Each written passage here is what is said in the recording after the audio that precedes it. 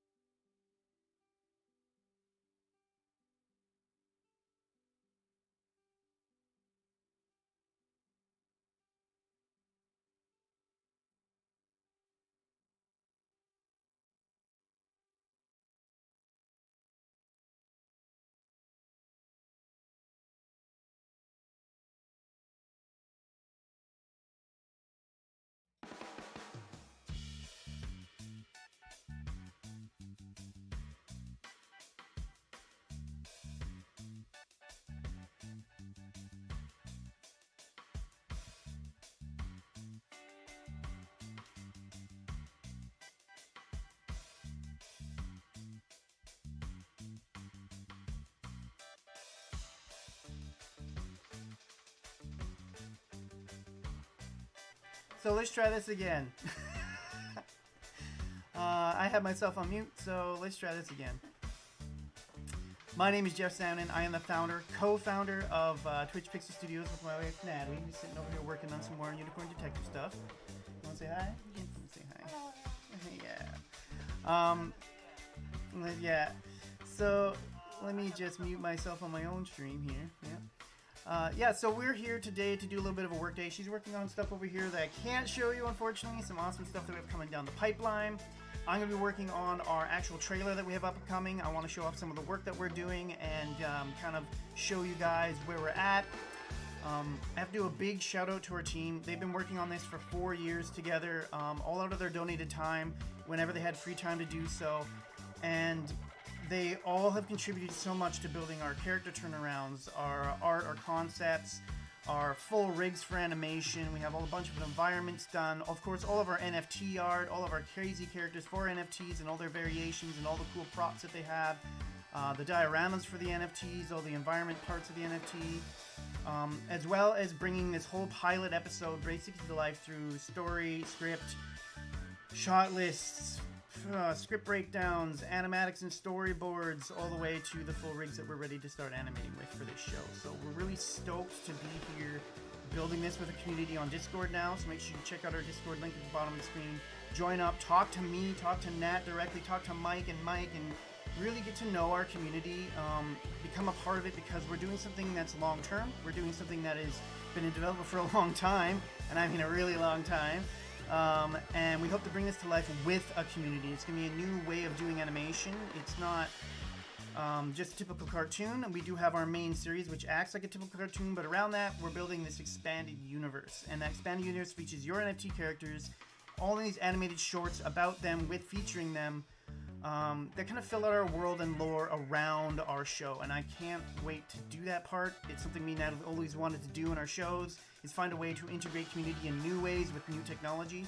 And with real-time tools and with NFTs, this is kind of possible now. And we want to kind of bring that to the table and work with you guys to make this expanded world around our main show. So, I've got something up on the screen here, which you guys have probably seen some of through our trailers, up on our Twitter, up on our Facebook, all the social spaces that we're on, of course. You can follow us all along the bottom there with those tags. This is part of our main trailer that I've been working on, and this has been, of course, a labor of passion and love of the last couple of months. I did my last live stream where we built this this background with this piranha character, and I totally broke him down into a character rig and started animating him a little just for some loops that we could use during the animation of the trailer. So that was like one of the last things we did. And of course we got our main trailer here that starts. Let's find the end of this point for you guys to where we left off. It's about right there. Here, let's end it there. And we'll just watch it through. This is my favorite part about animation, is the fact that this used to be just a drawing Nat did, and now there's life in them. And that's huge to me.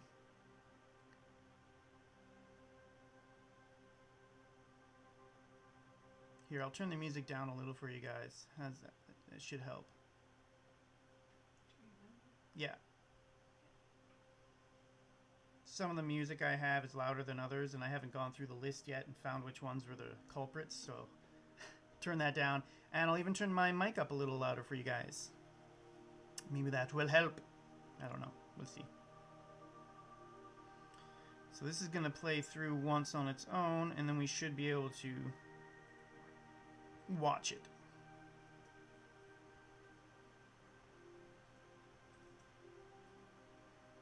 It's a bit choppy because it's got to process it the first time, and then after that I can just play around with it in full time until I make changes, of course.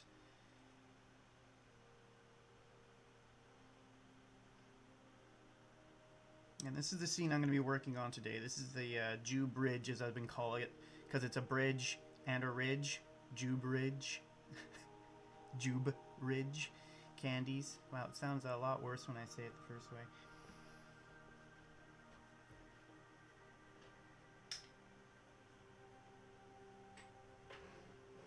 Oh, we see our friend Morningstar in the chat. Ah, yeah. Alright, so that's kind of what I'm working on right now. There's a lot more to it, and I'm going to go over a lot more of that, so you guys get some more sneak peeks today. But right now, I will be focusing on that Jube Ridge area that we built out. And what I love about these scenes that Nat did is she's built them, of course, in full 3D. And, of course, it's 2D and 3D, I should say. It's the hybrid.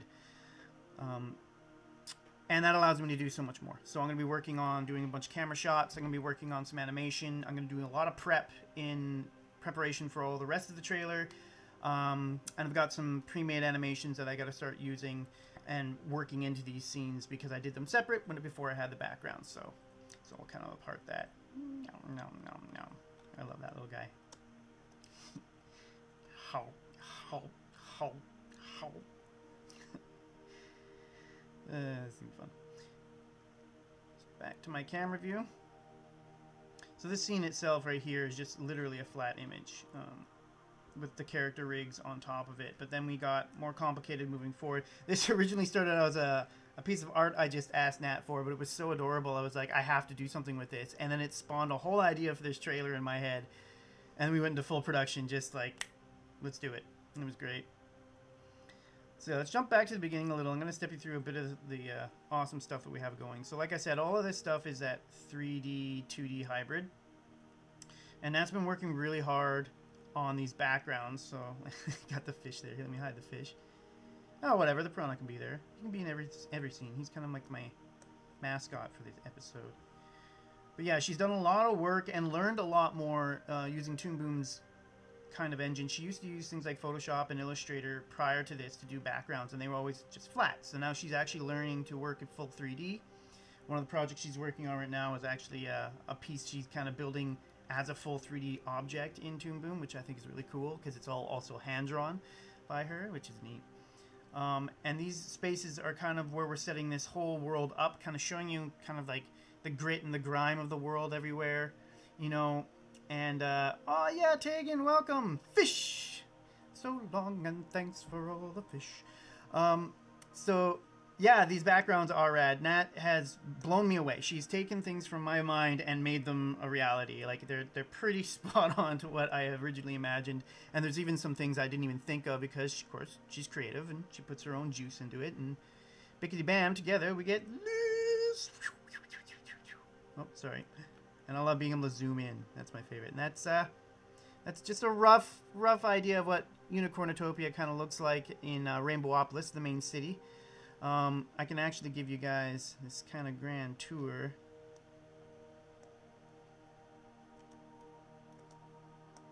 Let me pull back here. I got myself stuck. So as you can see here, we've got the main city. And then there's this huge gap around the city, and it's kind of floating up above everything with bridges to get across to the outlying dregs. This is all Mythigan that lines the city all the way around. And that's where most of our story takes place. The Rainbowopolis right in the middle is kind of a glitz and glam city controlled by the Sugar Barons. That kind of has that kind of elitist classist side of things where they're above everybody, and the city kind of keeps the poor out and puts them on the edges of society. And of course, under the city is what's called the underbelly. It's all the arteries of this heart-shaped planet that flow to the center of the planet with these veins of sugar, essentially, that's been poisoned by all the garbage that the city's dropping into it. And down there's all kind of this broken down, grungy, fringy, end-of-the-world kind of medieval setting where all like the mythicals live and a lot of the forgotten live and the edibles live, and kind of all these pieces and parts of society that are left and forgotten down there, both in the props and the setting, but also in the types of people that are trapped down there. And Flynn and friends all go through a massive story that kind of rips through this world on both sides of the high class all the way down to the downtrodden, that kind of reveal the secret of Flynn's missing mother and kind of the dark underside of this city that leads him to a bigger secret. So that's really kind of a good breakdown and kind of the concept right there for how this city looks. Whee! What we got here over here? It's amazing, talented, nice. It's going to give a load of depth to the show instead of the regular 2D ones. Yeah, Ram, it's... honestly, I cannot wait for that part. This is the thing, is like... We started this as an animated series, and we were trying to find ways to ingrain the community with our show, but there was never really a way to do it except for like doing a Kickstarter and giving them some like t-shirts and stickers and mugs and stuff. Although Tegan, I know you love our mugs. But it wasn't enough. Like, we wanted a way to have this feedback loop with the community, this way to have them tell stories with us in the world without us having to change our whole main episodes and our main storyline every time we have new feedback, and or like start writing a script to the community and then it takes like a year to get one episode done. We wanted to figure out a new way to do that, so we came up with the kind of expanded universe idea of these animated shorts. So it's really small, bite-sized, manageable animations that we can do quickly with the NFT characters we've already made the art for, that they own, have ownership over those specific characters because they own the NFT. And then on the flip side, having the Patreon side where you can still be a part of that community and give feedback and be a part of the growth of our animated universe together, at a much lower price point, more accessible, you know? Like, so there's two kind of ways in to building this universe with us, opposed to you guys being fans kind of on the sidelines cheering us on like we've been doing for decades now with regular TV and media, which is totally fine. I love cartoons and the regular TV as they are, but we just wanted to try doing something kind of cool and unique, and I think that's where this animated universe comes in. And if we can eventually build to a game, we will. I would love to see a game where you guys actually use pre-made animations at locations set in our show using these 3D sets, and make your own animations using your, you know, headset through PlayStation or PC, and release your own episodes with your friends where you voice act your own characters and stuff like that. But that's like, if I could have all the money in the world and all of my dreams come true, I could make that happen, you know. But for now, we want to build this kind of show that does that.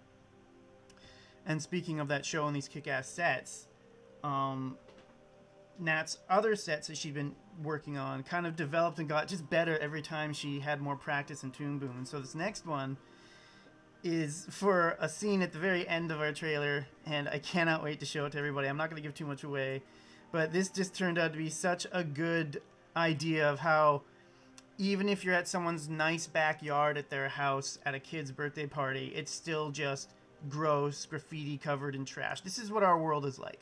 It has become a cesspool no matter where you go. Even in the glitz and glam of Rainbowopolis with the big sky towers and spaceports at the top of these freaking skyscrapers, there's still all this grunge and all this grime that just covers everything in filth.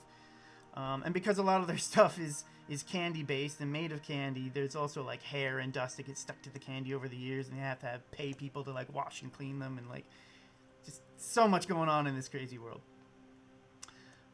But the detail that Nat's been putting in, just like even the spilled cup, the grunge and grime, the broken chunks in the picnic table, like this is the kind of stuff that she throws in that surprises me. She's probably over here blushing while I work. A little bit. Yeah, she's come so far, because she used to do like she's always done amazing artwork and amazing backgrounds, but doing it in this 3D form has opened up her skill set so much, and she's just been making this so rad. So moving on from this one though, it's a little more basic. She moved on to build something even more crazy, which was the space station scene that we're working on. So everyone knows there's not just stuff happening in the city of Rainbowopolis and around Mythigan. There's at the top of the towers, like I said, in Rainbowopolis, there's actually little ports that people can dock their spaceships in and fly off to other planets in their solar system. It's a bigger universe than just Rainbowopolis, even though our entire first season is heavily set there. There's always moments where you're kind of off planet or at a space station or in orbit, or, you know, there's all this opportunity to kind of do anything. It's fantasy smashed with sci-fi, smashed with absurdist comedy, smashed with social satire, and this kind of sets the stage for that first step off the planet, you know. It's kind of dark, it's exposed to space and everything. There's all these wires in the water down here. We're gonna do some special effects of spark and light and whatnot, and they're hanging over this pool. You'll see when we get there. It's great. And of course right now our little fish is still hanging out in there. Piranha, the chocolate river piranha, man. Oh, nice, guys, having your little chat in the sidelines without me. That's great. That freaking moat, love it. Yeah, the moat around the city before that drops down into the Undercity. Yeah, it's kind of like an intentional separation between the two classes. Same with the underbelly, right? So it's a visual representation of the kind of problems we see as an awesome animation team in society, and what we don't like about it, and kind of poking and prodding at it from the sidelines, you know? Yeah. Now this one blew me away, and Nat took it a step further when I asked her for a very Indiana Jones-esque, Tomb Raider-esque kind of scene. And this is... it went so much further than I expected.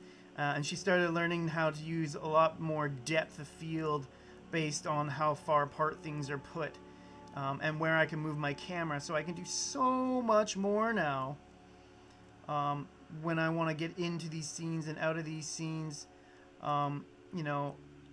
And to be able to get in and around and actually look at things from a different point of view, where I can have, you know, someone talking from this angle, and then I can swing over to this angle, you know, and there's so much more room for me to, as a director and creator and animator, to play with and get a much more dynamic shot than just a flat 2D style flash animation, or, you know, just a flat kind of early 90s, like even when you're looking at C-Lab 2020 or even the Venture Brothers, which I absolutely adore, they're just they have that flatness to them, of course, and there's an appeal to that, but I feel like this gives us a lot more power to play.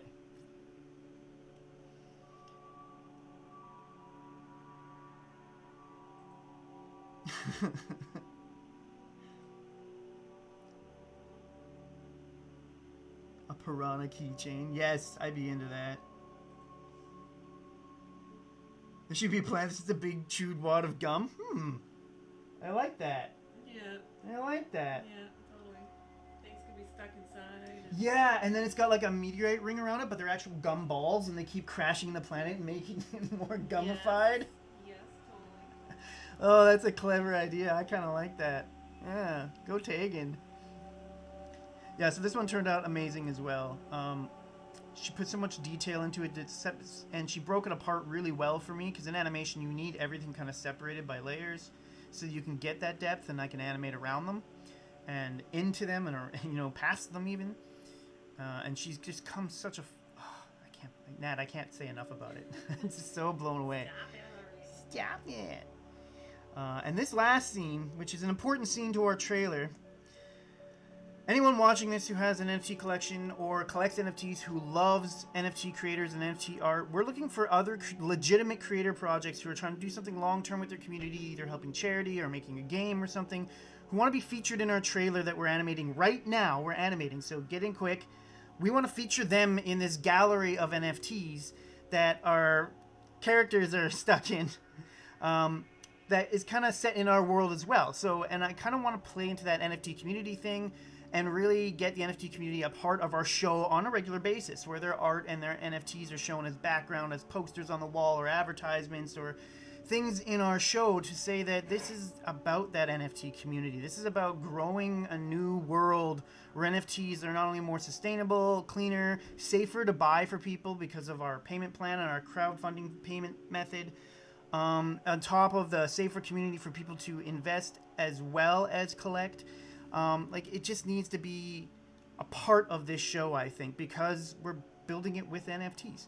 So if there's any projects out there who are interested in what we're doing, like what they see, and want to be featured in our trailer, reach out to us directly. You can find us on our Discord. You can find me on Twitter. I am behind the Twitch Pixel Anim account on Twitter. I am Twitch Pixel Studios on our Discord. Natalie's there as Nerd Natalie on both platforms. You can reach out to us on any of them and get a hold of us, and we'll talk about how we can integrate you not only into our trailer, but into our show on the long term. And that's something we want to embrace. We also want to embrace fan art. We also want to embrace our Patreon's fan art. So if you subscribe to us on Patreon, the same thing applies. You can get your art and stuff added to our show, even if it's not NFT based. We want to include our community and have them get nods in through like these Easter eggs and this expanded kind of universe that we're building that will hopefully eventually grow into the expanded metaverse we're all building together in this space. So this shot is indicative of that. It really shows off our world. There's like blood stains, there's dirty footprints on the floor, there's like a bloody palm on the hand here. This place has seen better days, and this art gallery used to be obviously in better condition. But again, we want to be able to like swoop in here and get really good shots of our characters interacting with all this awesome NFT art on the walls, with a few nods to some of our favorite NFT projects. So yeah, that's where we're at right now for a trailer. These are all the different environments we're going to be using for what I'm going to be animating. And today, like I said, I'm going to focus on Jube Ridge. So this is really going to be me trying to figure out what I want to do with the scene. This is where I get to play and improvise a little, where I can come up with new ideas with the rigs that I already have and with the assets that are already built, and see if I can make the scene more robust than I originally envisioned using Nat's amazing artwork and these kick-ass rigs that I've built. So I think from here it's going to get a little quieter. So that was kind of an overview section of what I'm doing today, where we've come, where we're at, what we're animating, and I really hope that you guys enjoy that kind of overview. This is going to be kind of more my work time now, so I'm going to like basically relax, chill out with some music playing in the background, and just get a bit of work done. Feel free to ask any questions in the chat. I will be here to answer them. I'm happy to. Ask questions about animation, ask questions about my favorite stuff. I'm a big nerd. I love D&D. I used to LARP. I have tons of board games and card games. I'm an animator, an artist. Like, it is so much I love doing. I'm a gamer. So yeah, let's hang out, get to know me, get to know Nat a little. If you have any questions, I can ask her directly. She can come over and answer to them for you. As well as you can join us in chat on Facebook, YouTube, or Twitter, and Twitch, I believe, even. And they should be able to share the chat between everybody. So let me know if you guys are missing anything. Are you a vampire? You don't age? Well, if I shave this off, I don't look like a 12-year-old anymore, Tegan. I look like I'm 16 now, so I do age a little. But quit giving my secrets away. No. To be honest, I use Gwyneth Paltrow's goop. It really does wonders for my skin. No, I don't. Please don't. This is not an endorsement for that. This is not at all an endorsement for that.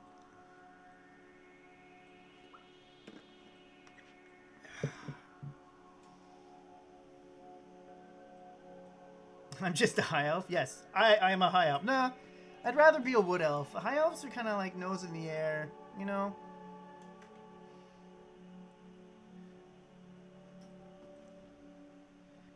Alright. I gotta give a shout out to GG Strato, or Strato on our server. He's one of our other artists, but he's also kind of our social guru. He's grown a couple channels, including Gaming Wildlife on YouTube.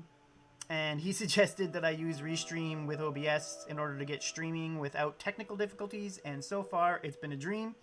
All the problems I've had are self-inflicted, like forgetting to put my mic on at the beginning. But yeah, it's there's a big shout out for Myke there. Okay, so I need my characters in the scene. I just love seeing these 2D things that used to be static just come to life. To me, it's still magic, and I've been doing this for a long time.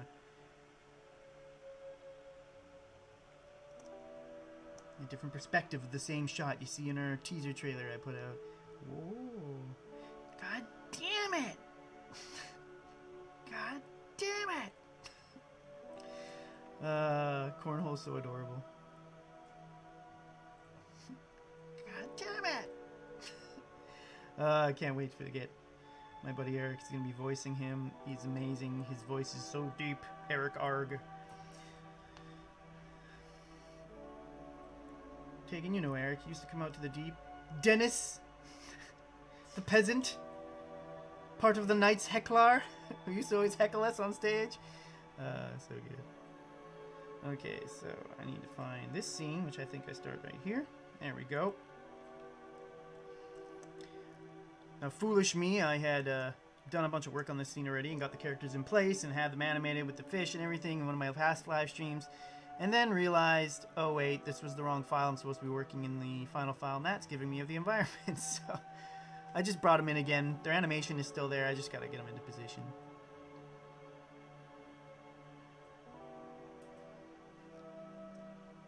So I want to make sure I hide that because I don't need it.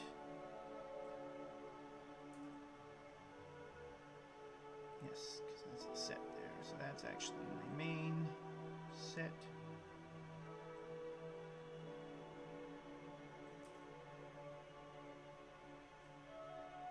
Old Masters meme gallery, eh? You should let me know, Holiday, in our, you can either DM me in Discord or let me know on the Discord channel. I'd be happy to talk more about that. Oh, you know what? I also realized you can actually hang out and chat with us from Discord if you're in Discord on our channel. I have a channel in there called Live Stream Chat. But it doesn't seem to be posting back my messages. That's the only reason I'm not really using it. But if there's anything you want to share with me, Holiday, you can do it in the live stream chat under our lounge and hangout section on Discord too.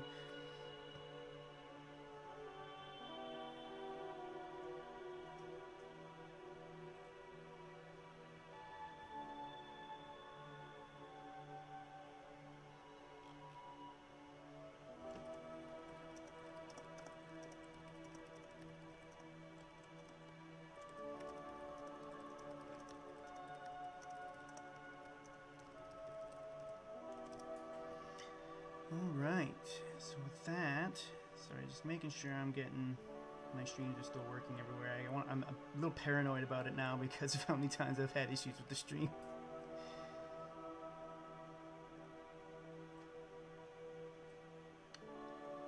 Okay, everything seems to be working.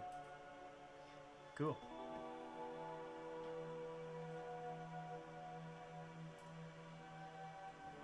Okay.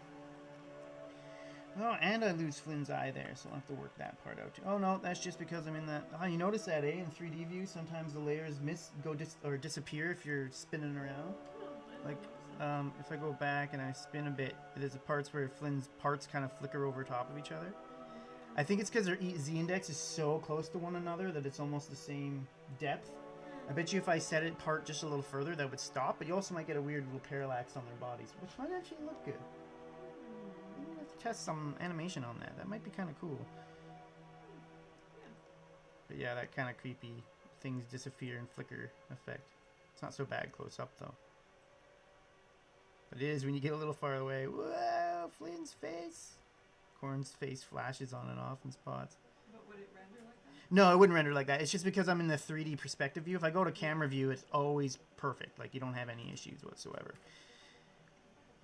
It's because in 3D space, each layer is so close to one another that it has a hard time rendering it in OpenGL, I bet. Yeah.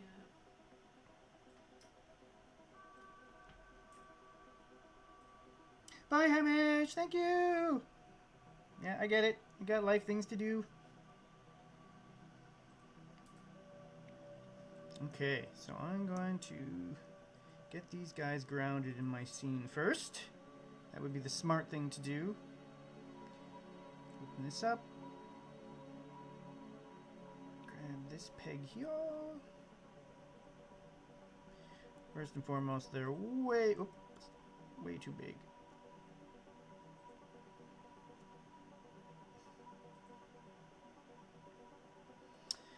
Should probably be my camera view for this. There we go. Now they're way too small.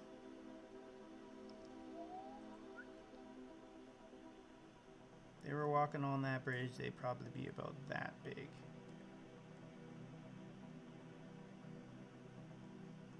And walking next to each other, yeah, I'd say about that big. Maybe just a bit bigger to be, since we're a cartoon. So now I'll have to make sure that that sits like that. How much room do I have with the river? So fish can jump out of them here. Okay, so that's about probably my stage setting for that. So the next thing I want to do now is move my camera back to where I need it for this part on the scene too. So I have a peg for my camera as well. I said my other last stream, pegs are essentially the thing outside of the drawing that you put above the drawing that you can put positional information, which means where they are in X, Y, or Z space. And it can hold it separate from the drawing so you don't hurt or destroy the drawings while morphing or changing their shape while you're animating. And for all you animators, you're like, shut up, we know what a peg is. It's like a paper doll, you know, where you put the thumbtack in the arm and the joint and you can peg it and add movement, you know. It's the only analogy I really know, so I keep using it. So for the camera move, I'm going to go to my perspective view, no, my top view. Add my top view here. Ding. And now I can pull through the scene as much as I like, but I need to see my camera view in order to get a good idea of where I'm going. So I'm going to want to pull this out to where I have my final shot. In order to see my final shot, I need to turn that on. Clearly I've gone back too far. So probably about right there. That'll be my full final shot. Maybe a bit further back, just to get a bit more of those bridges in. And then you know what? I'm gonna bring it up a bit. To right about there, so it's more like we're looking up at them. There we go. And as you can see right now, I have them actually falling into scene. So now that I know that, I've got to go back to this peg. I got to move up here, find where they finally land, and decide where I want to put them. With this, back to camera view here. Grab my group. Turn this on again. So if they're that low, we want the fish jumping up out of the water. The fish aren't going to be that big. I'm going to scale them down a little. They are a bit big for that bridge now. So we should put them there and have them fall to like right there. That should be their final resting spot.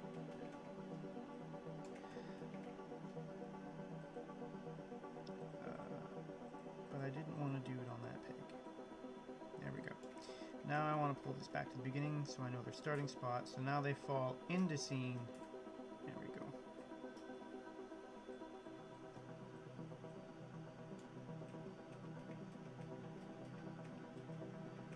Perfect. Now over time our camera's going to move into the scene. But what I love about doing these pegs like this is, for instance, I can start the camera in one spot, 6, and then we're going to end it probably hit the ground right there. So I'll probably stop the camera there and have it settle back into place here. So I'll overshoot, and then I'll put frame. So I pull back two. Okay. Put that there. Take this to that. So we start with our camera peg.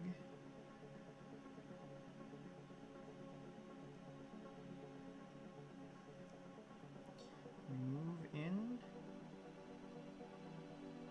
and up.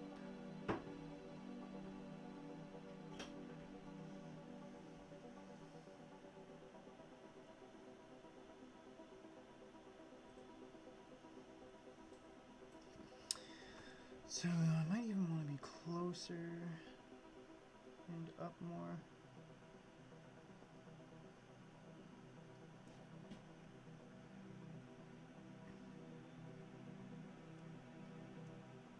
Take these down here a little more. Now that I realize what I really want to do is F6 to there.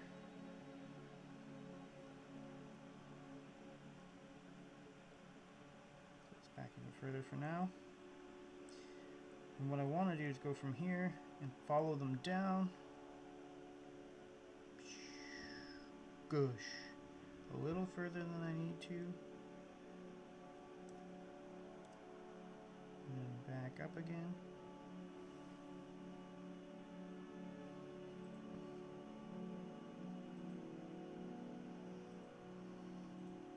Now I want to make sure I do a bit of ease out at the end here. There. Actually, let's do that because it should ease out to there. And then here,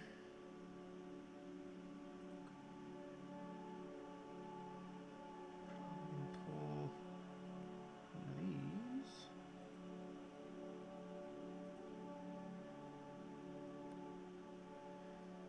See with that. Now we have a nice, oh, let's copy that.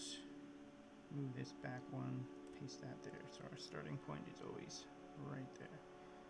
So it follows them down. Now, grab one of these.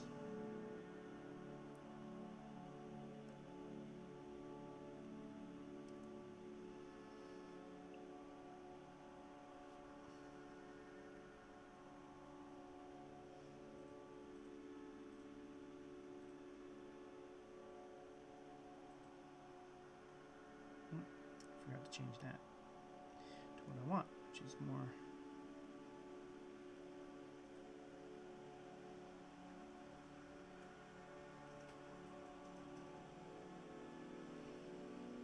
So now they drop in, boosh, and zoom out.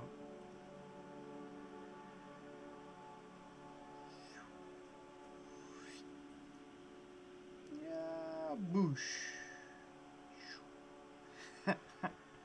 Oh man, so much fun.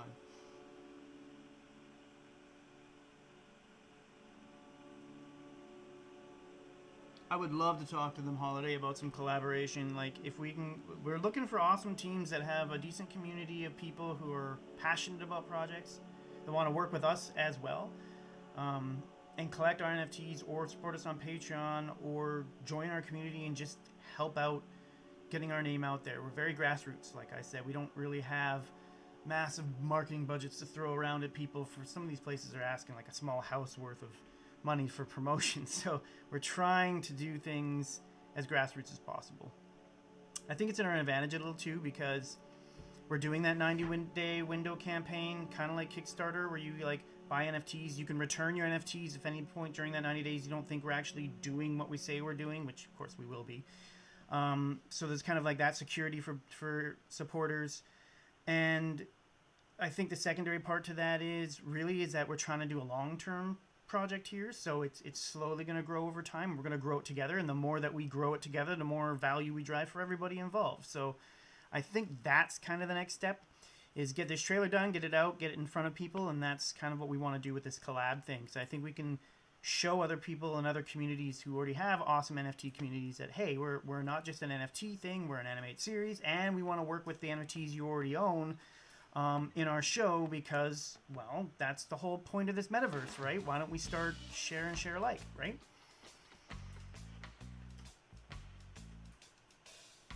Yeah, you saw their Twitter? Yeah, they look pretty cool on their website too. Yeah? They got a decent, cool roadmap we can look at? Yeah. Saying how they want to take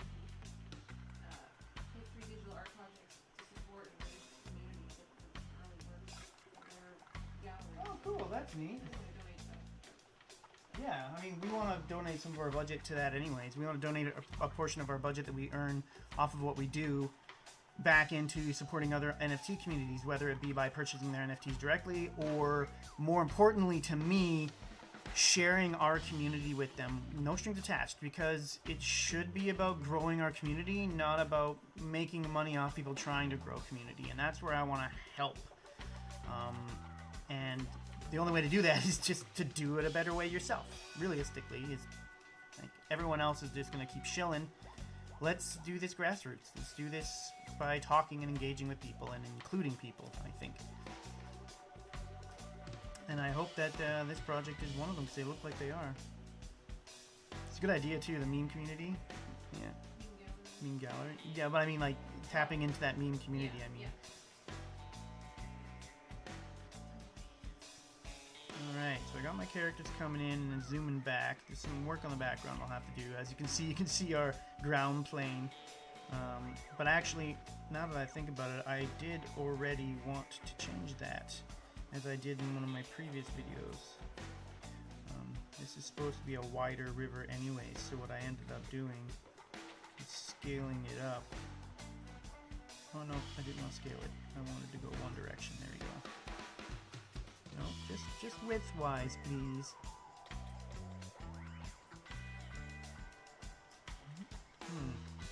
Okay, fine. You don't tell me what to do. You are the artwork.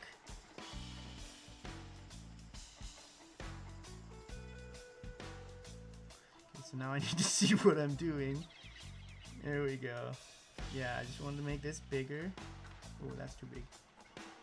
So that it starts encompassing some of the grass and plants around it, like they're more on the edge or over top of it. And that should help once we go back to our camera view and get zoomed in. Now we don't see those edges. At least I don't think we do. No, now we don't see those edges there.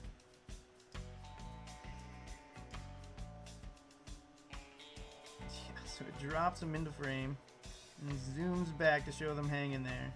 Clearly I gotta do work up here, but that rope is definitely not in the right spot. And I gotta redo my knot. I actually did, like I said, I animated this once already, but I did some changes to the rope, so I had a knot at the top, so it looked like they're actually hanging off the bridge. Hey, but at least I got that fish chomping away at him. So now, in fact, let's go grab that fish. Let's show you how I can just copy animation. This is part of that whole automation process that video games have been using for years that we wanted to take advantage of, because clearly they know what they're doing. Real-time tools are another thing we're working with. Unreal Engine is something I'm building towards. But what I really want to do is turn this fish on. Yeah, there he is. Let's grab this guy, start to finish. Go down here and find where I'm working. And throw him in here. Oh my god, he's actually eating them! Oh my god!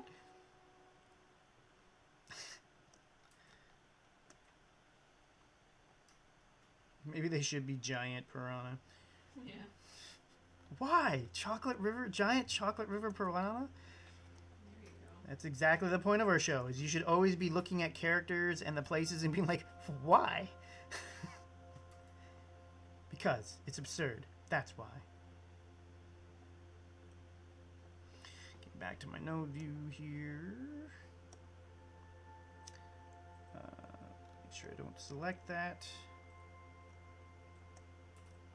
Here's my piranha right there, but I need my puppet babies can be disabled. There we go.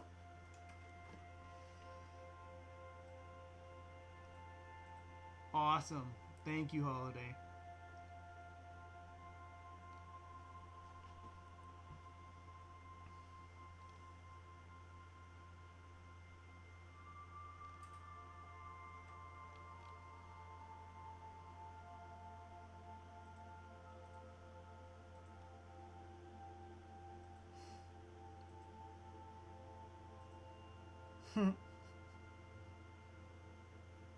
Yeah, I just watched it. Oh, Holiday. The old Mapsters meme gallery one. That's pretty awesome.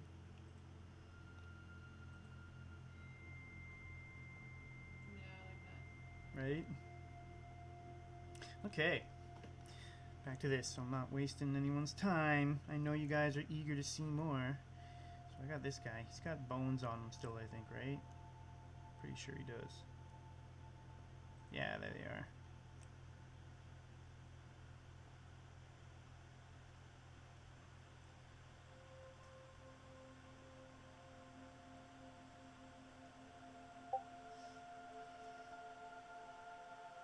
Okay, I could do a little work on that, I think. But overall, that's pretty close to where I want it, but I need to move him as well. Without animate. No, actually I do want animate on. And I want to move this guy just on his peg, not on the art layer, just on the peg, so I don't affect any of the animation I already have. Make him smaller, more like the size of that. And he's going to be the one that gets almost up to them. These guys are too big, but they're a good reference for me. Let's see if I can find them in my node view here. Give them a peg. Where's that peg's pivot point is somewhere crazy. Move that more to the center of them. There we go. Let's shrink them down. See in my camera view, if I pull back to that part in the scene, that's where they're gonna be. Then we're gonna want to have these guys over a little. And I need to take into consideration where they're placed in space, because that matters too. Which means I need to do one thing, and that's make this 3D. So now they're back further, which should shrink them down even more. You can put them into the bridge shadow, and that should put them right where I want. Perfect. And now I'm going to do the same for my main piranha, my animatable piranha. Enable 3D. Come back roughly where everyone else is. And drop him down. Make sure he's in the shadow when he disappears into the shadow. Yeah. Let's come forward a bit. So he's just in front of these guys. There we go. Now I can scale him down.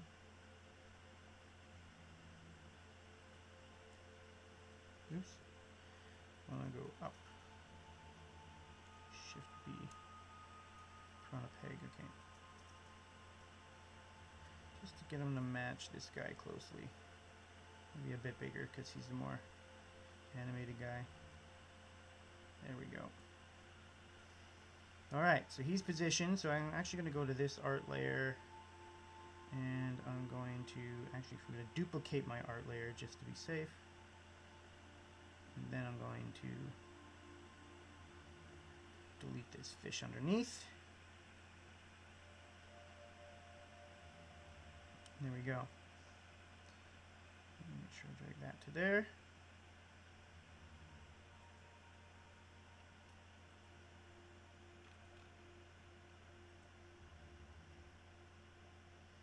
Now I gotta find where I put that keyframe. There we go. Get back to there.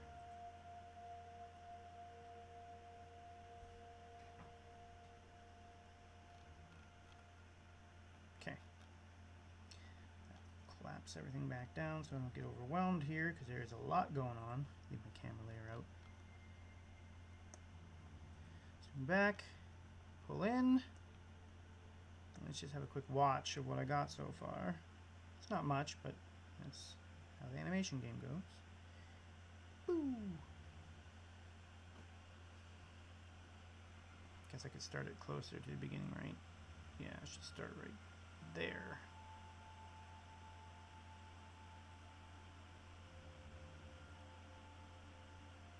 Nice.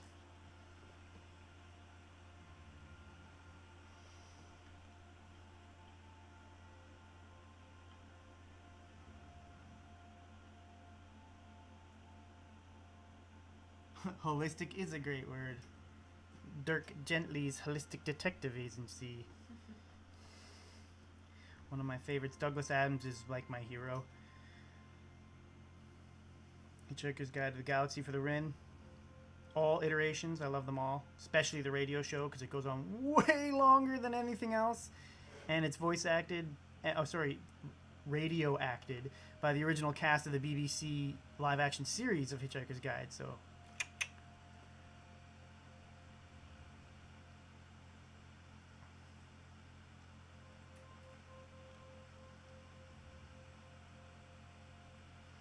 okay, we're all sick of watching that. Next, so we've got him in the scene now, and then we got to pull him back just like I want. So I'm going to want to have these fish kind of appearing from under the water first, and then one of them jumping out, and then a couple splashing around underneath. So now I'm going to break these guys into their own little character rigs, but I'm going to do much simpler. They're just going to be a static image I add some bones to and just animate over time. And maybe their fins, so I keep their fins separate. Starting with that bottom guy especially, because, I mean, look at him. That guy is gold. Let's go to the node view over here. And next to this piranha, actually, yeah, we're going to go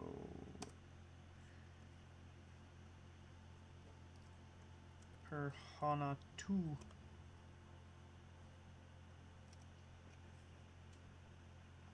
Of course, I'm going to add a peg to that. And then I'm going to go and group that and call it piranha 2.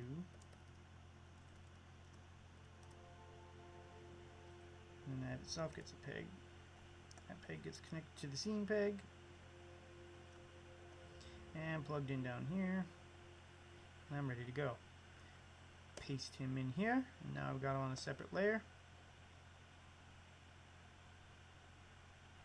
I'm going to go Piranha to fin. Which didn't appear here, so where did it go? Oh, Piranha to fin. Way down there for some reason. There we go. Fin's going to be above the body. Plugged into its peg. But also with its own peg. Actually, let's do this. I think that'll be better. No, the body peg should control it. So I'm going to give this another peg itself. Just because I love pegs. They don't hurt to be there, and you can add more information to them as you go. Back to this. Now I want to grab just this. Let me do a bit of work on that. Let's delete that. Turn these on so I know what I got here. And now I need stroke.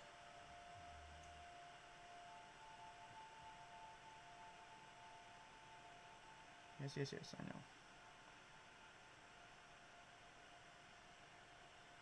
Back to this guy so I can select his color. Back to this guy so I can drop it in.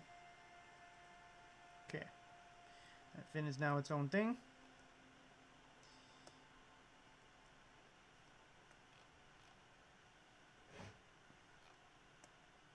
Although its pivot point's way up there, so let's go and drop that there.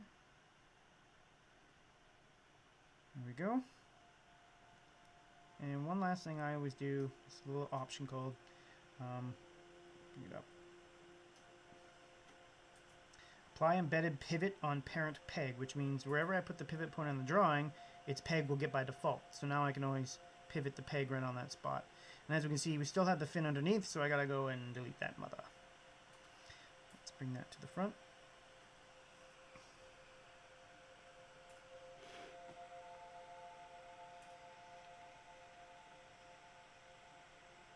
Alright. That being said, my drawing tool here on this layer, I need to remove that line there, and there. Grab this guy here, and delete all of that. Now,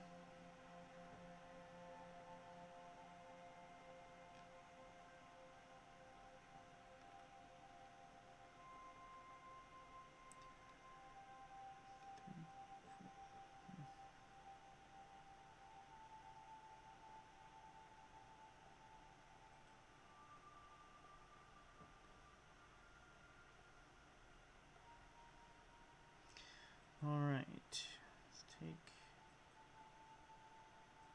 no, that's good, I like it. So now I'm going to go back here, this as its own layer, then I can then, and move around, good. This guy doesn't need much more than that, I don't think. So what I'm going to do with him is a very simple character rig, which is actually kind of a good example of how these rigs work in the most simplified way I could possibly do it. Go into edit mode for my rigging tools with my rigging tool. And with him, I'm probably going to set it back here. No, I want it up here still. So I set a root point, and that root point is where everything will pivot from. And it's kind of a stationary point, and if you move that point, everything moves with it. And in this case, I want it separate from the character model. Then I want one right in the center of his body here as a bone. And there's two ways you can do it. You can do bone, three technically. A bone, a curve, which is like a swoopy line with Bezier points, or a whole wrap deformer, which is a bunch of curves that wrap around the whole model. I'm using bones in this case just to keep it simple. Then I'm going to make another bone right around his tail that will work as his tail bone, literally. And then I'll pull out a stick out here just to finish off the point so I have that extra rod to move the tail around. These little round areas are called the area of influence. So essentially I want to, on my tail, only have it influence that area, so it only bends the artwork around the tail and be a bit bigger. And then of course I want to do the same thing for my head area. But in order to do it big enough, I have to move it up a little.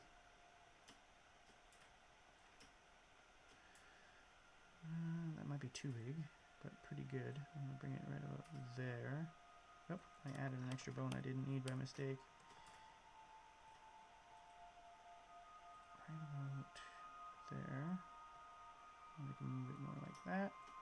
And then put my tailbone back here.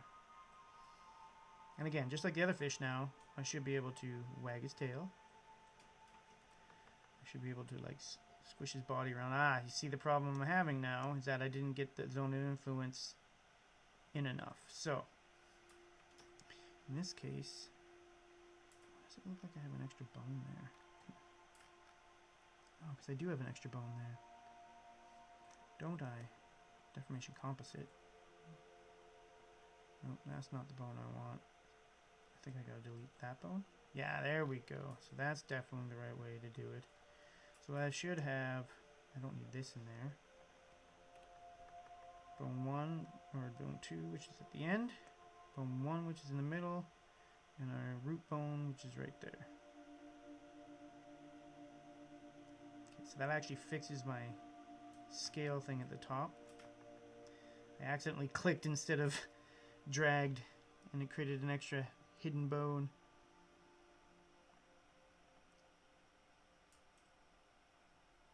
Shaped. Nope. I want it infinite. Yeah, infinite. Okay. So now I got my bones on, but you'll notice that my fin doesn't actually move with the fish. That involves adding what's called a kinematic output. Bing. Boop. Bing. Now if I didn't use that kinematic output and I attach it to the piranha fin, the piranha fin will get warped along with the rest of the fish when I do stuff to it. We don't want that. We want the fin to act as its own thing. And the kinematic output just tells the program, don't warp the art. So now, when I actually move, it moves with it but doesn't get warped. Save that. Alright. And that's my nice chocolatey piranha fish. I'm actually going to do another one more of him. One with the mouth closed. Or open. I think I'll go open. One with the mouth open on the body. And I can actually Control C, Control B, and duplicate this fish with all his bones and everything. And now all I have to do is go and change the art, which is super freaking handy, especially when I have art in here on this guy. So I'm going to drop back here on this. Let's find the right layer of art. That one's the mouth open, slightly open, and closed. So I'm going to go slightly open, I think. So I grab this here. Oops. Copy that. Now I'm going to set this back to nothing. Jump back up here. Turn off that. Find my fish. I think it's right here that I was working on him. I don't know why. There's my fish. Back out to Piranha 2. There we go. So I'm going to paste in this body, which is going to show up way up here right now. I'm going to rotate and scale.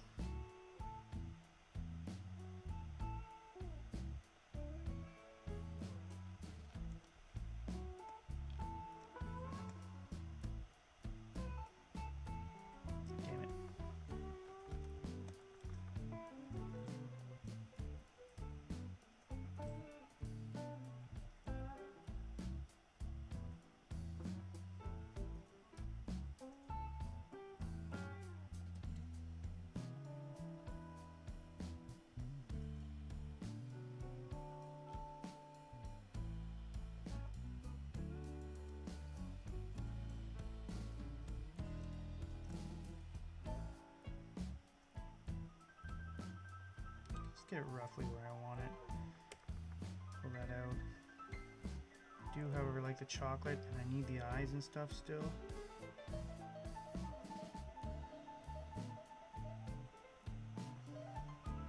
Take the chocolate off his mouth to make it easier for myself. Now I can paste that back in. Send it back. Now I got a different fish I can make squirm around differently than the other fish.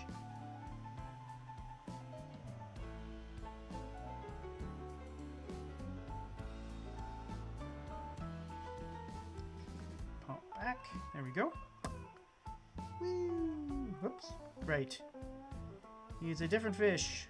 Therefore, I must move him out of the way. Oh, wait.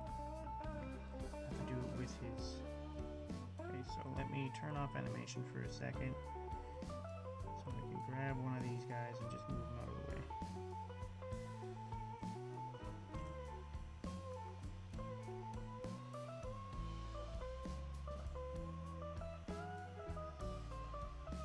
And now I'll grab him from his... Move him down out of the way like this so I can see him better. There we go. So now I got these two guys. Fully animatable. Good. Works. Do you work? Everything work, y'all?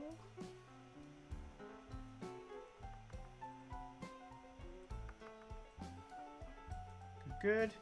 Hold on, make sure that fin doesn't deform. Good. That's really the key there. Don't let the fin deform.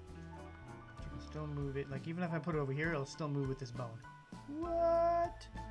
What? This doesn't seem physically possible. But it is, when you control the physics. I am a god.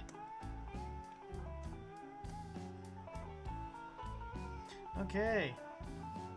Turn off my deformers. Now I have all this rabble of fish down here all facing the same direction. So what that takes is a little bit of animation and some flipping around. So let me just get this sorted. Let's flip that guy. So if I move that peg, I should be able to move it through. And if I go down, you'll notice he's not in the right spot in 3D space. Again, that enabling 3D, which means it's going to be the same for this guy. I want to enable that 3D. Close that. Also want to make sure I have my pivot point in the proper place for my characters. In this case, down here. And I think the same thing's going to be for this guy. Yeah. Down hither. Okay. Turn my animate back on. Save. Actually, I can leave animate off here because I do want to position them first in 3D space. And like I said, this guy is also going to be off place, so I'm going to get him cutting into the chocolate there. Now I can grab both of them in my perspective view and pull them back to the right spot. They are, in fact, in the shadow. I'm going to put one back here. And then I'm going to go back to my node view, grab this guy, and bring him to the front of the shadows right here. And then I'll have my main guy who jumps up and bites them. He'll come out of the middle right here. So let's actually bring him down, make sure he's in the middle. And he can actually come forward a bit. Right about there. Which means now, I don't even need this layer anymore. I'm sorry, layer. You didn't deserve it. But I don't need you. I don't need your ass no more. I don't need you. Piranhas. Hide you? Yeah, that's the one there. So I'm just gonna hide them for now. Actually, no, I don't need them at all. Unless, oh, is that connected to that main guy? No. Good. Node view. Find the nodes. There they are. Delete. Yes. Back to my perspective view. Back to my node view over here. Alright. So that gives me 3 separate characters. Including that guy. There we go. All with their own bones ready to animate. All right. Coming along.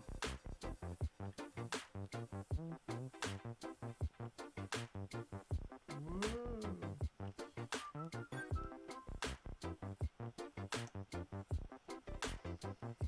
Man, does it look good in that camera view? So.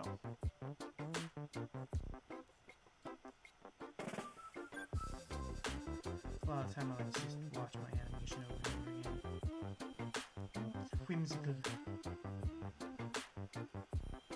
That pullback's really fast. I might have to slow that down just a little. Like we'll have it push in on them first and then pull out. Pull back, I should say.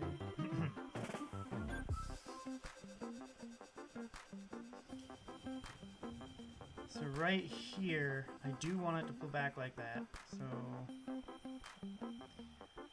1, 2, 3, 4. That allows me to start here with a little bit. Oh, I'm gonna want to start 2 more back to right here. Oh, sorry, right there. And then that.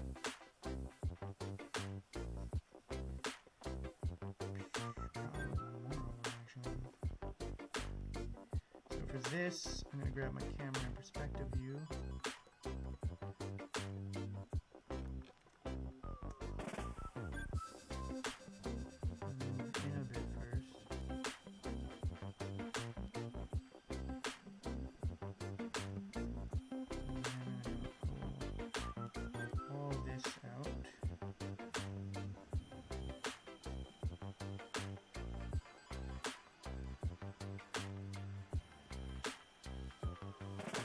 That.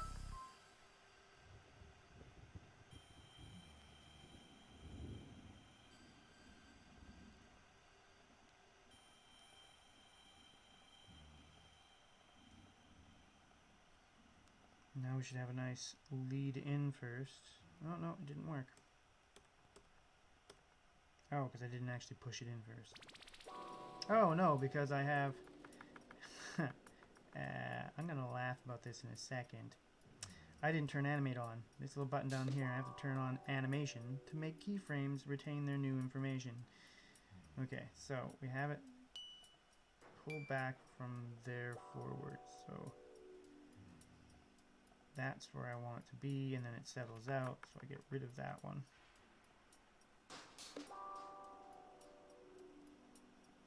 One, two, three, four.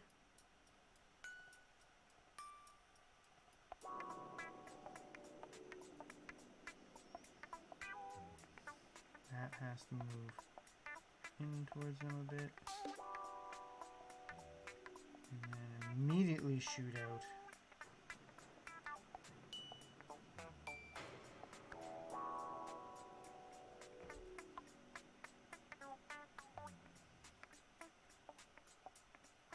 Okay, that should look better.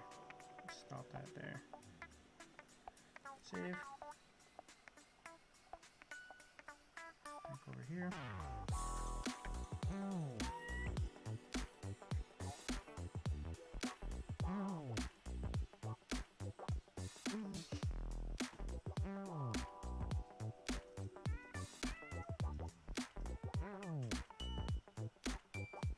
One piranha at the bottom, just ow, ow, ow.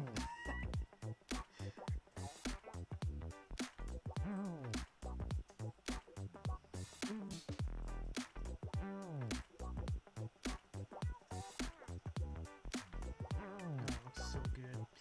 So happy with that. Okay, there we go. Yeah, that pull in first really gives you time to kind of absorb you're about to move, and you see more movement back out opposed to like just a snap out almost.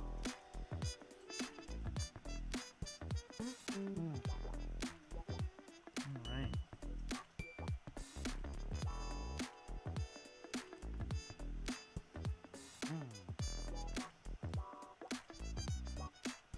It's fun to watch in 3D when you skew it crazy and make sure all the animation's broken from each other.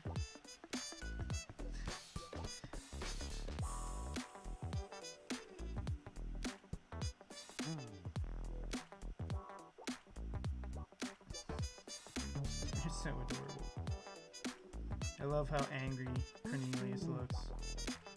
Just not impressed right now.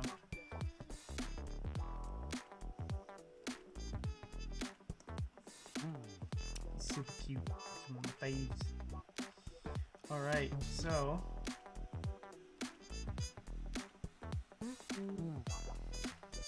my stop point there, because now I want to get at least one of these fish jumping out of the water at them.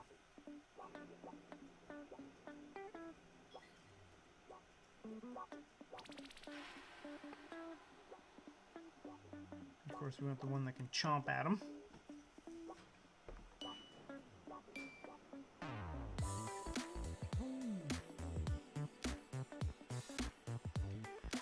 Save that. Okay.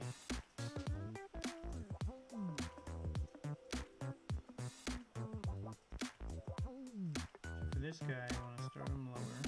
I want to make sure he jumps up pretty quick, but then he hangs there for a while. And then comes back down. So we pull him up.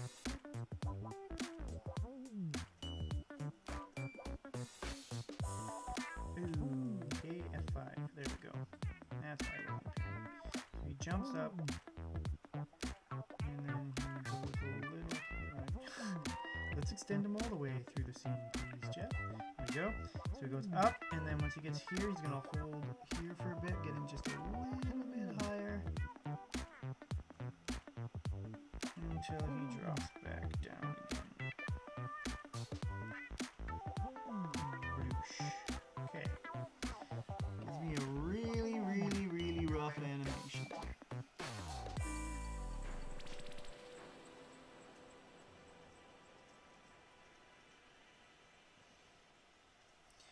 Okay, so then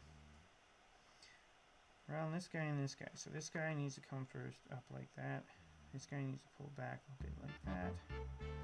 Same view here. So that's going to start slow, get faster, then slow down again. Good, good. So this middle part should be ready to go. It's going to slow out. So it's actually going to get a bit faster here.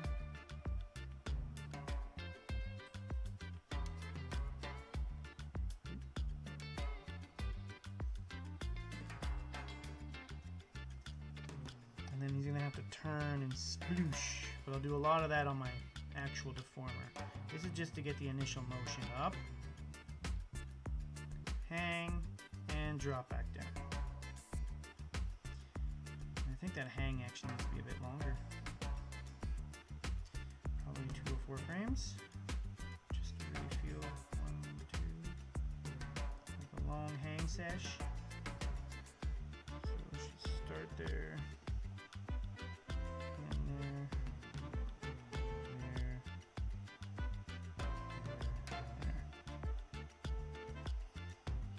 Up, hang, and then drop.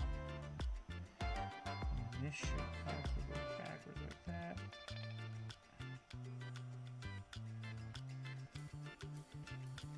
So jump up, hang, and drop. Let's see how that looks. Repeat from there. Up, drop. I think his hang actually needs to be even longer because I want him to get a couple of in there, you know, and snippy snaps. Up. So once he gets to there, he goes to there. With those keyframes. And pull that 2, 3, 4, 5, 6, 7, 8. Let's do. Actually, no. 7 and pull that over here. Back. These two go here. So this definitely eases out. And gets faster.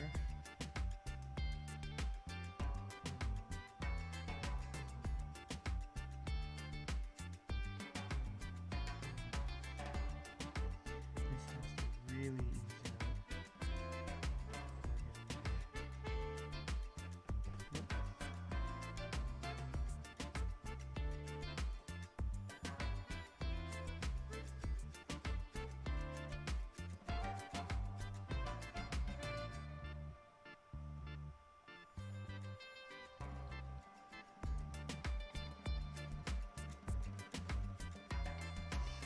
Now we should see a bit better results. Jump up, drop down.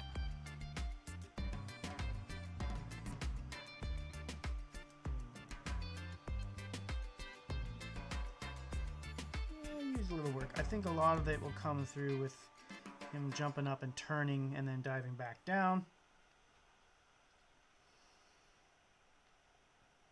Whoosh. Snip, snip, snip. Turn, turn, turn. Oof. Okay. Safe. You sneaking into my stream. Yes. Best say hi.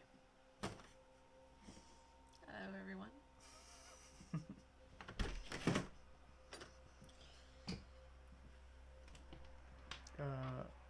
Would you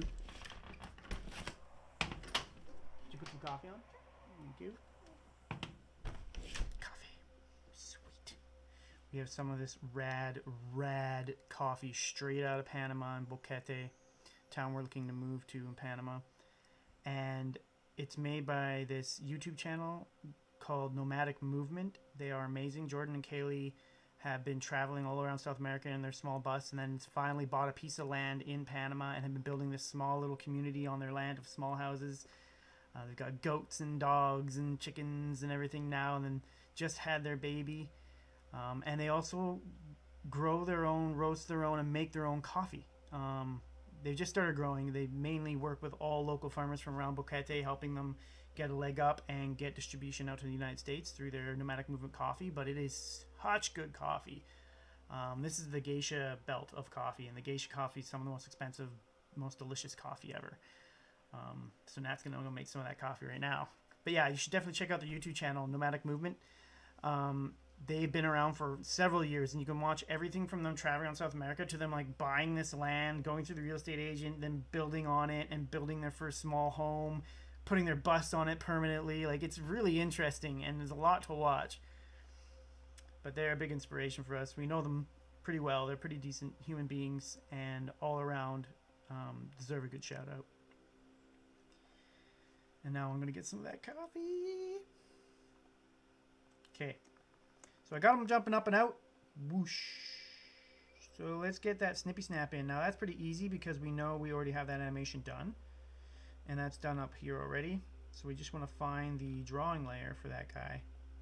So I select it and grab him when he's purple like that. You can see right here, if I make it bigger for everybody, it has this place called drawing substitutions, and it's literally all the different drawings this character has that I've done up for them. Now in this case, we're going to go into the timeline to find it, because then we see we already have a bunch of that animation right here.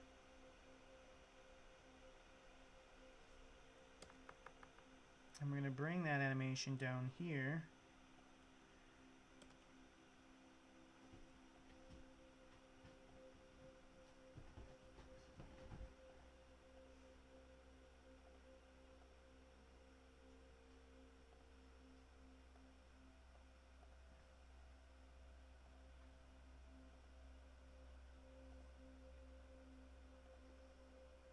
Back to that. Oh, I want that on that one now.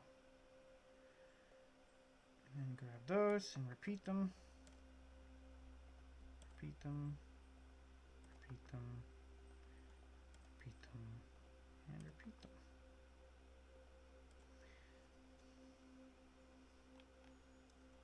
Okay, so now I feel like I somehow broke that loop and I made one of them bigger by mistake. Not sure. We'll watch in a second here. Oh no, it works fine.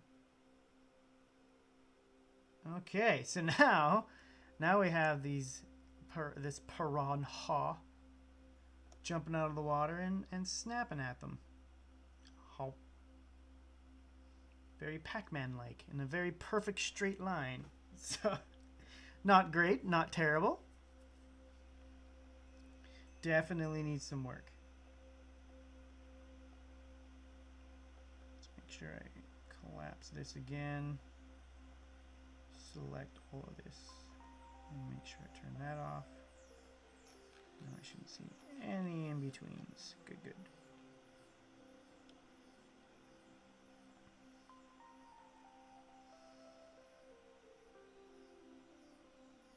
So what really do need to do,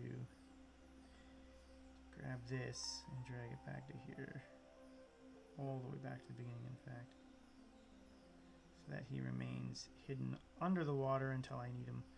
So they'll come down, stop, zoom back. Can't see him in the water down there at all. Let's turn these off for a minute. And then he appears out of the water and disappears back under it. Here we go.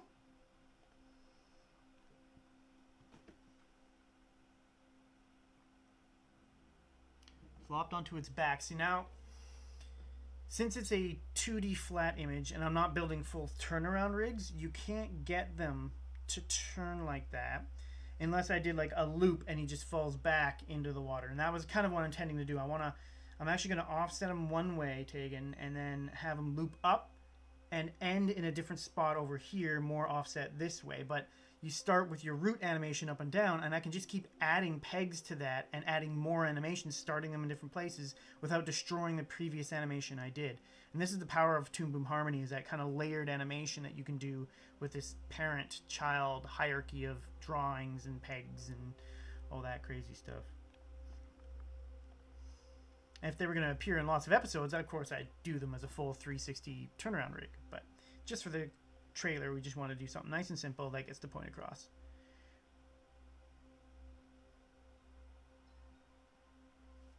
Perfect. So back to no view here.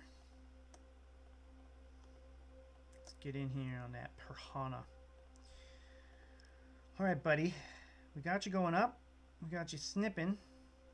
Let's get some body animation in there of his like tail and his flippers going. I know I have this here on this here. So I turn that on. Now when I jump in here, open that up and animate here. Now since these all have keyframes on them, but I didn't actually make any movements to this bone structure, I can actually delete them all and it won't hurt my animation, which is a huge advantage because now I can add new animation to the existing animation as like a layered set of animations. So it's like building the walk cycle first on the ground where the person's feet hit the ground and walk, but then taking that whole body and sliding the whole thing across the screen while they're walking to make it look like they're going from one point to the other as two separate pieces of information that I can turn on and off. So I can make them walk on the spot or I can make them walk across the screen. And that's where this kind of comes in. In this case, we're doing the fish, his body like going back and forth and his tail wagging and his flipper going crazy. Nat switched over onto YouTube, I see. Nom nom piranha. That's right. Okay, so I know I need them kind of wiggling, but in order to see all this, I don't need to have all the other peg information of animation that I just did of him going up and down. I want him on the spot just so I can build the animation. What I can actually do is disable that original one. And in this case, I'm going to want to hide the ground, I think. Oh, shoot. Maybe not. Undo that, undo that, undo that, undo that. I don't know what I did there. But I don't actually need the animation of him going up right now. So what I actually am going to do is I'm going to hop down here. I'm going to find somewhere where he is visible to me, right about there. That's perfect. I'm going to grab the piranha one here. I'm going to jump here. And I'm going to jump down to the end of the timeline here and paste that there. Now I can see him, but as you can see, if I move forward with the animation, he doesn't actually move up or down or go anywhere unless I come back to the animation back here. So that lets me now just focus on him here while I add animation onto this layer. So I'm going to drop in a keyframe there. And then over time, I want him to kind of flop around. So I'm going to jump out to here, drop a keyframe, drop a keyframe, and we're going to start his animation like this, I think. His tail like that. So he's jumped out of the water.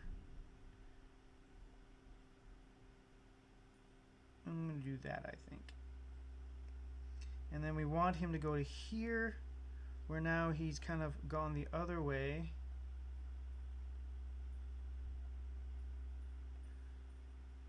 And then we want him to go back to here over time. That being said, I can take a bit of easing here and a bit of easing here. Turn that back on. Take that frame there, move it there. Take that frame there, move it there. And now if I turn that on to start there and end there, I should be able to loop that animation. Now we can see him kind of like, you know, fish out of water styles while he's like chomping. So that is separate animation now from my main animation of coming up and out of the water, but I can now merge the two together and have him repeat that motion all the way up. But one last thing I want to do is animate that fin. So there. I want to find that fin specifically, which is right here. Perfect. So that's its peg. Now I want to make sure that when he's back like this, that his peg, or his fin I should say, it's more like that forward and like right there.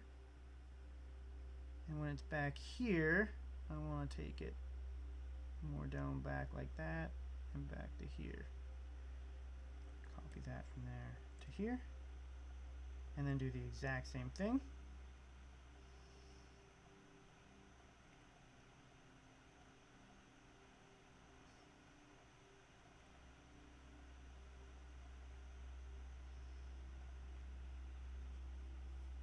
Okay, so now he's really a fish out of water, trying to get up to them as fast as he possibly can. So now that I know that I don't need these, I can delete them. I can then take this all back. Like how your program fills in the blanks between your keyframes. Yeah, that's used to be, like I said in one of my other streams, it used to be done by a whole team of animators, literally called in-betweeners in Disney days. And they'd have to go in and take the key poses that the good animators, or the main artists, I should say, have done, the key posers, and then draw all these kind of crappier, quicker drawings in between them to transition from key pose to key pose, because your eye actually only really pick up on those strong key poses because you hold on them for longer, where all the in-betweens are just like gone, you know. They have, of course, since made it more streamlined due to tools like Toon Boom Harmony, back in the day Flash / Adobe Animate. And it does all the in-betweening for you, but they're not perfect. So you still have to add easing, which is like the slow motion of something starting in and then it gets fast and then kind of slows down and comes back again. You've got to put those moments in either manually or using their easing tools.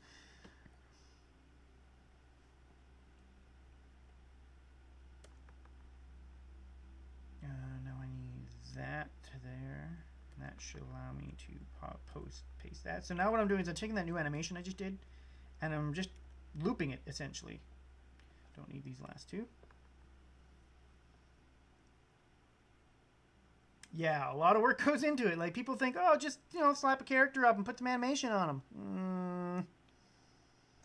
That's like telling a visual effects artist, I'll just do it in post. Okay, so now we have this animation where they drop down into frame. And we get, oh, let's turn these off from being in-betweened. Don't want any in-betweens because we're doing what's called animation on twos, and you want to hold all these frames for at least 2 frames. So we don't need those on. Or this one at the end turned on, apparently. Go away. Okay, back to here. Oh no, I'm still something turned on. Disable. Okay. Jump back ahead. Oh, you guys got a little sneak peek you shouldn't have seen there. The birthday party scene.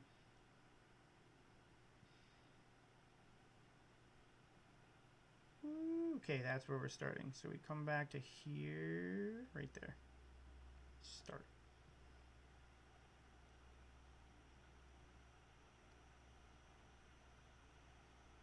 Nice. And then he jumps out of the water at him. Yeah. let's pull this up. I can even make it nice and big for everybody.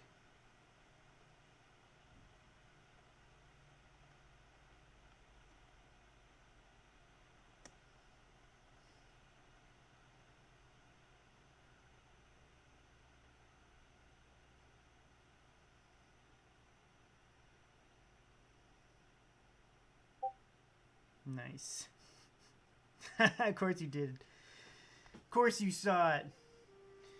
It'll be good. It's actually a lot of fun. That'll be part of the main trailer. I'm not going to be working on... Some of these scenes I won't be working on live just because I don't want to give too much away, but I definitely wanted to work on this scene to give everyone a sense.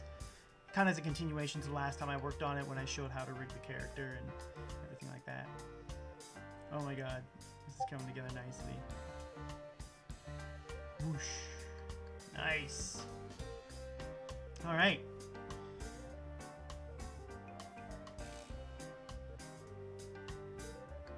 That brought me to here? Yeah. Let's zoom in on that. Let's take a good look at that animation up close of just the fish. I want to make sure it looks good. Let's start back here. And loop that.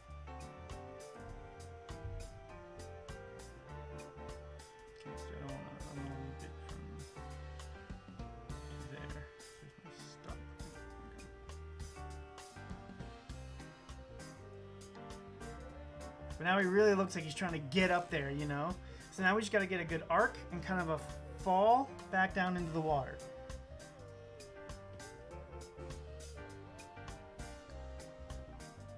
You just got okay, yeah. I can turn the music down. Some of the songs I haven't vet through yet. And so they get really loud compared to other songs. So I got to level all of them first, or otherwise they're going to overtake my stream on me. Thanks for the note, Nat. Okay, that should fix it for you. Should be a lot less overbearing.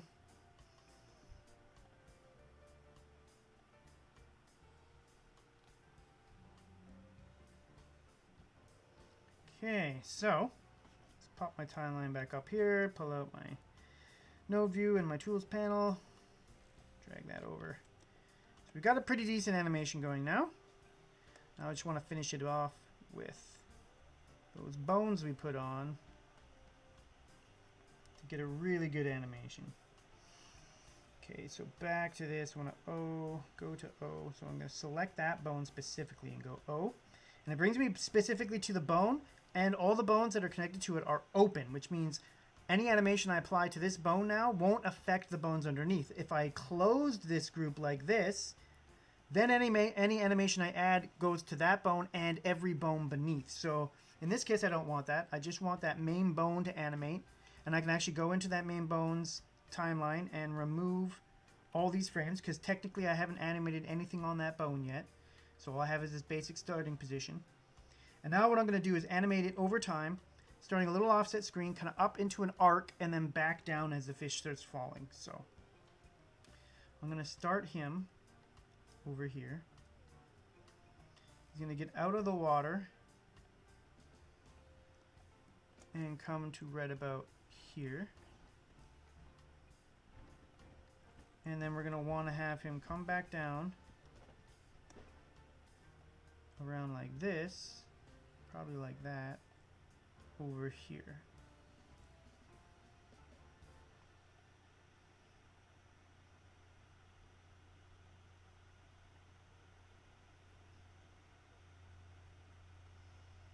And of course he needs to be underwater by this point, which means this needs to be right there.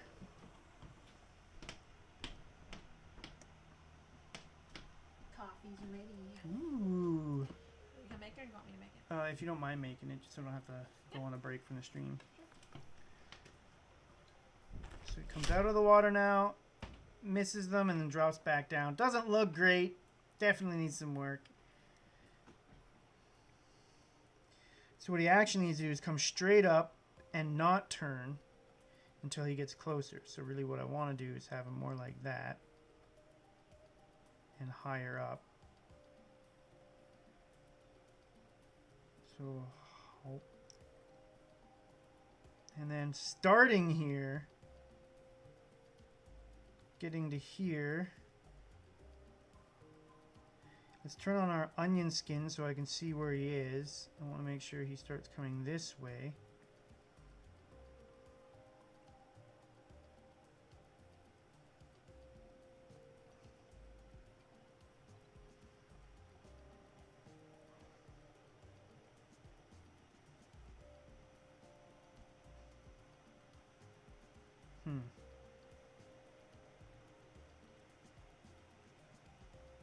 Oh, shoot. So I actually want this. Crud. Let me undo all that. So I have him coming up and then hanging out there and then dropping down as I see fit. Perfect. Okay, so I do want that, but now I'm realizing it's actually this bone. Nope, not that bone. It is the first bone, isn't it? Yeah, it is. Okay, so he comes up.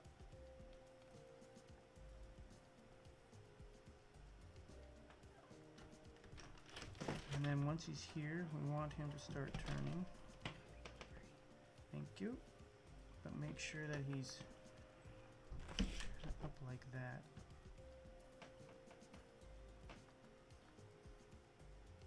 Why is that not animating properly?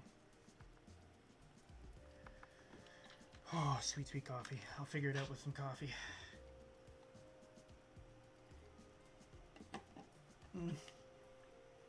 So good.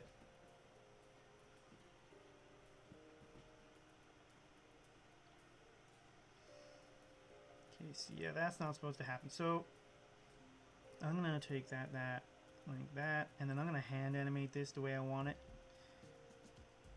So he should be more like that.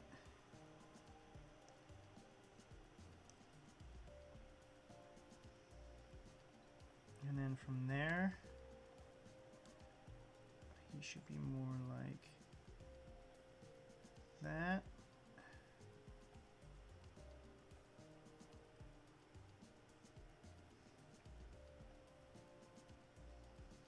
And then he should be more down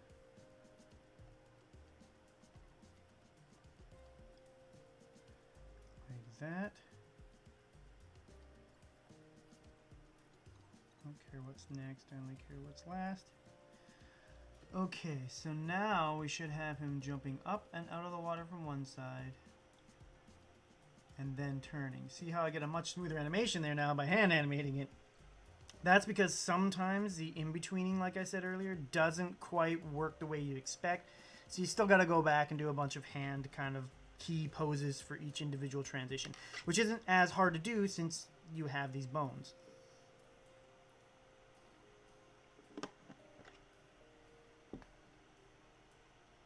So I'm going to get him coming up nice and fast. And then when he gets to here,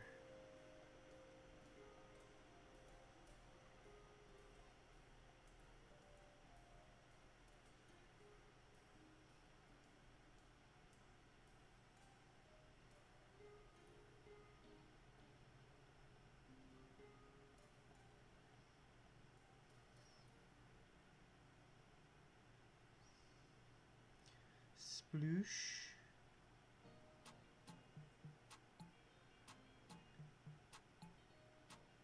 Oh.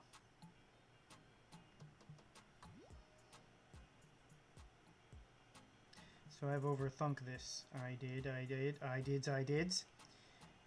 So I need him to get there, and it's here to here before he starts dropping again.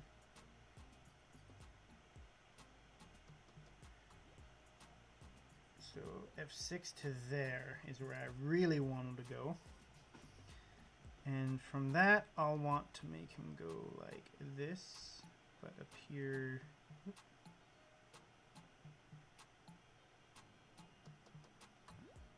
More like this.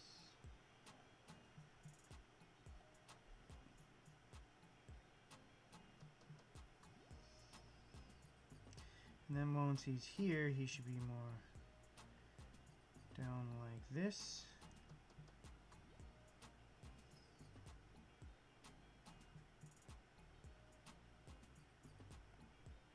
And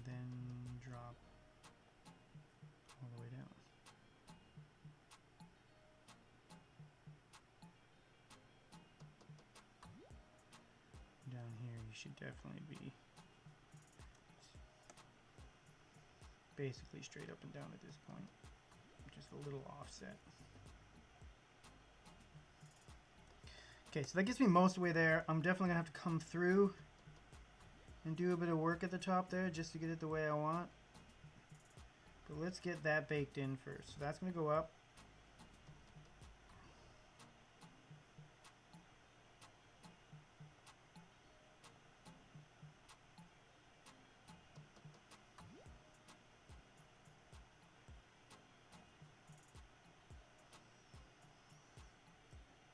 Out of the water, up, do a bunch of stuff right here, and then drop back down. So this part here is pretty good, except you want to make sure he holds there for a little longer before dropping down. And then we're going to make him just drop. And we can take the in-betweening off there. Now all we have left to work on is this kind of top section. Not happy with how it works. I am going to do here is create a scene marker just so I know what I'm working between. And extend that for like 15 frames. And then what I'm going to do is set this from here to here. Oh, that's not enough. Hold on. Scene marker. 19 frames. There we go. And I'm going to do this little neat trick. Create a keyframe on every second frame, which makes it just like on twos, which is the way we do animation in more of the television industry. Let me drop that down. And now I can go through and do whatever I want up here. So now I have this frame coming to here, coming to here. Not happy with that. So already I have to kind of like up. Nope. More like that.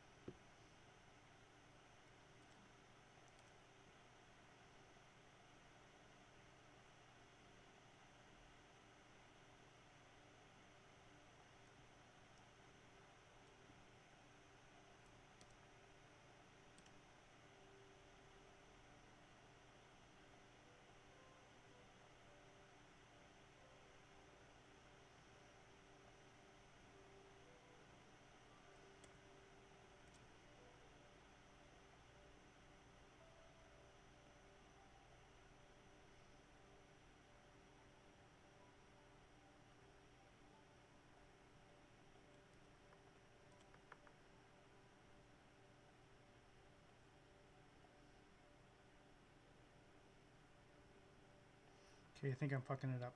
So he comes up, and then down again. Up. Yeah, see, I'm jumping into the down part too quickly here. He needs to be up to like here, and he's a chomp for a while before going down to where he drops. So this actually should be more back like this.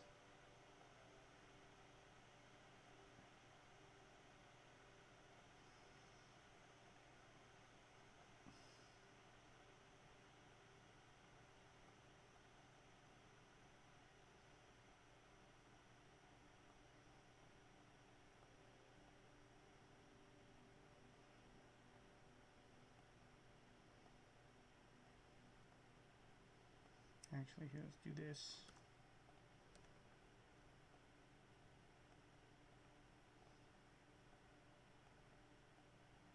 Whoa.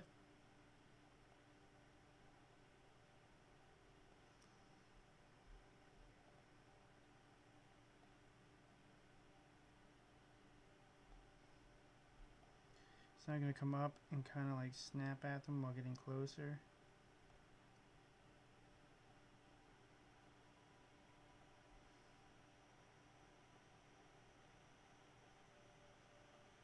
sure I didn't screw that up.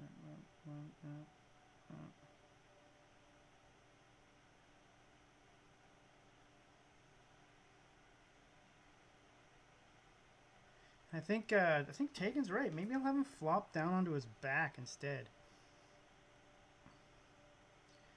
So starting here, we'll go more this way.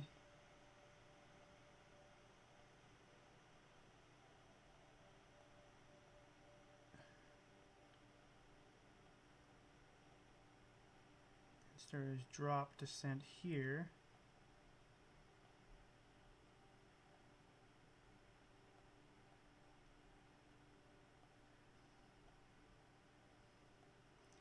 To which it really starts to drop.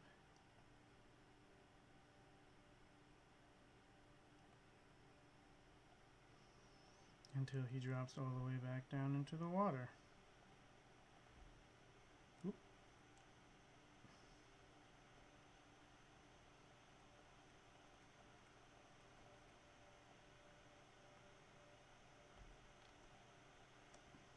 In fact, we're going to get rid of that.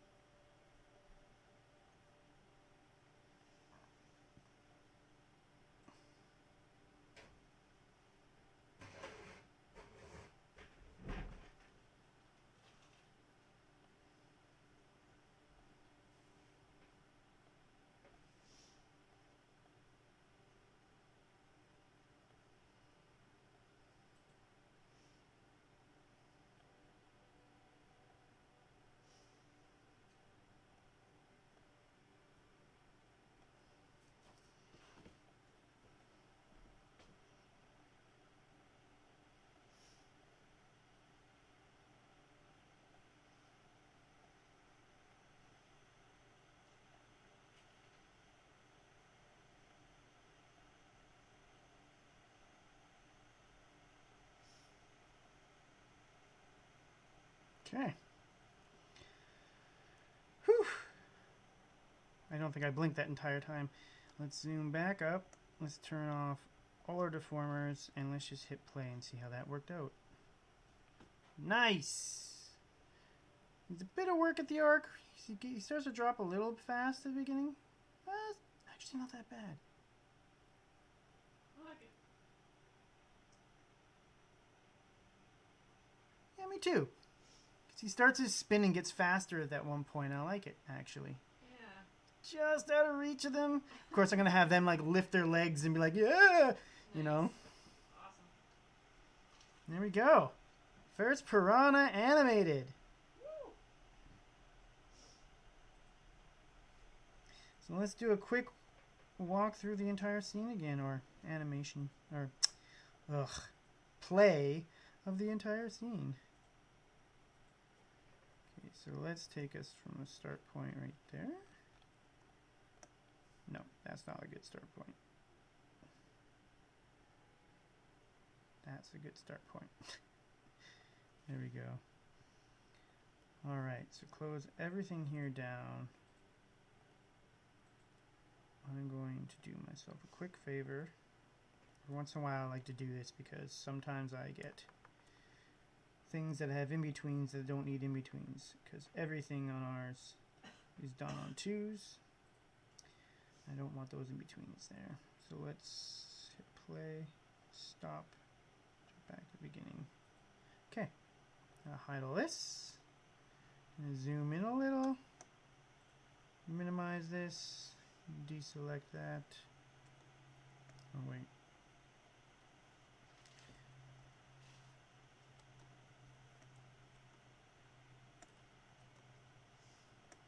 Alright, and now, son of a, bring this down like that, there we go. Now I can hit play. Yeah, boof.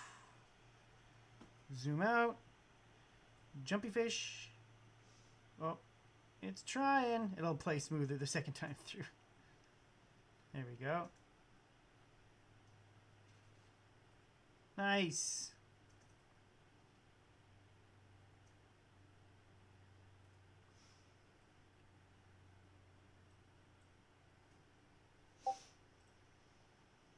There we go.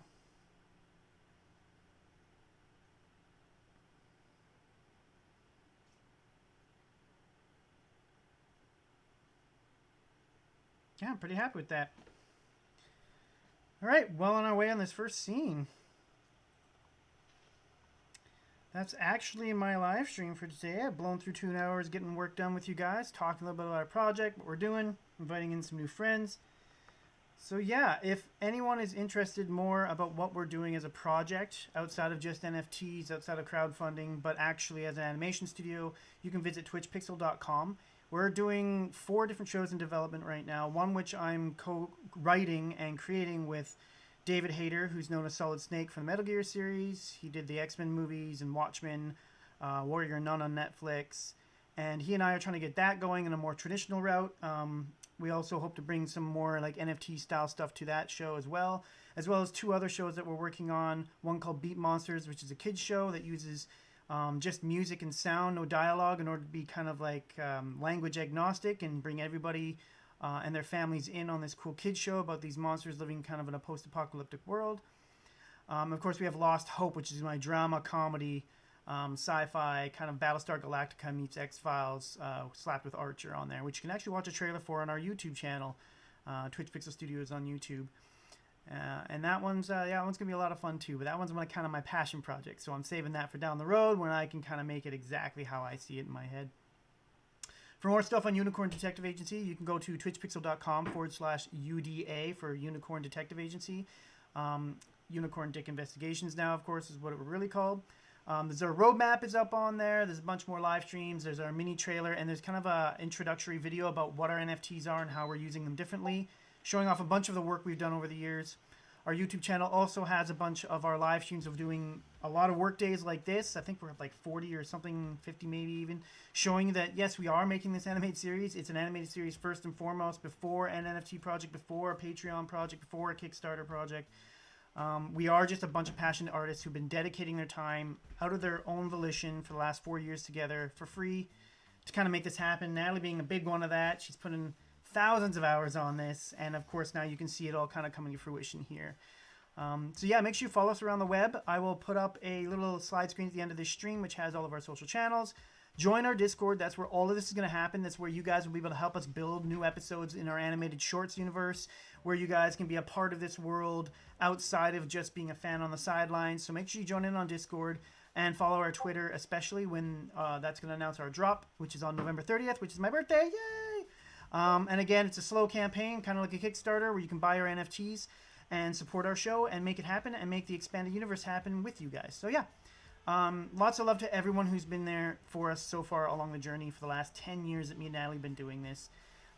We're finally pushing into something we feel is a realistic goal and a realistic way of doing things for a small indie studio trying to do something unique in the animation space. And we hope you guys all join us live in these live storytelling events so we can make new animated shorts together. For that, I'm signing off now. You guys got to see a little taste of our trailer that we're working on, kind of a breakdown of what's coming up in the pipeline.